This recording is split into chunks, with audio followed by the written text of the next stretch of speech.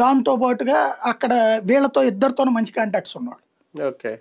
ఏది అటు పక్కన రేవంత్తో కేసీఆర్తో కూడా.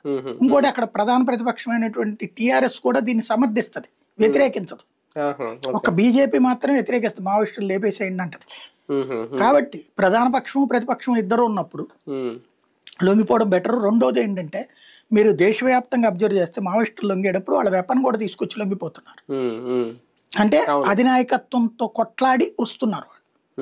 ఇక్కడికి వస్తున్న వాళ్ళు అధినాయకత్వానికి చెప్పి అధిక నాయకత్వాన్ని కన్విన్స్ చేసి ఆయుధాలు అక్కడ ఇచ్చి వచ్చేస్తున్నారు. ఇప్పుడు ఇంతమంది హిడ్మా దగ్గర దొరికింది ఆఫ్టర్ ఆల్ ఒక చెంచాడు కేబుల్ అంటే చండాలంగా ఉంటుంది. ఈ 50 మంది దగ్గర దొరికేది ఒక 5,000 మందిని చంపగలిగినంత ఉంటాయి. కనీసం 2-3 డంపులు ఉంటాయి. శంకర్ దగ్గర ఉండేది రాష్ట్రంలోనే కాదు దేశంలోనే అతిపెద్దదైనటువంటి డంప్స్ అతనికే తెలుస్తాయి శంకర్కి. ఎందుకంటే శంకర్ టెక్ శంకర్ అనేటటువంటి వాడు భారతదేశ వ్యాప్తంగా ఉన్నటువంటి నక్సలైట్ల ఆపరేషన్స్ లో కీలక పాత్ర. అదే అట్లాగే ఇతనేమో ఆపరేషన్ డిజైన్ చేస్తాడు, ఆయుధాలు ప్లాన్ చేసేది శంకర్. హిడ్మాను వీళ్ళిద్దరు. హిడ్మా సైన్యాధిపతి, ఇతను అతనికి టెక్నికల్ అధిపతి.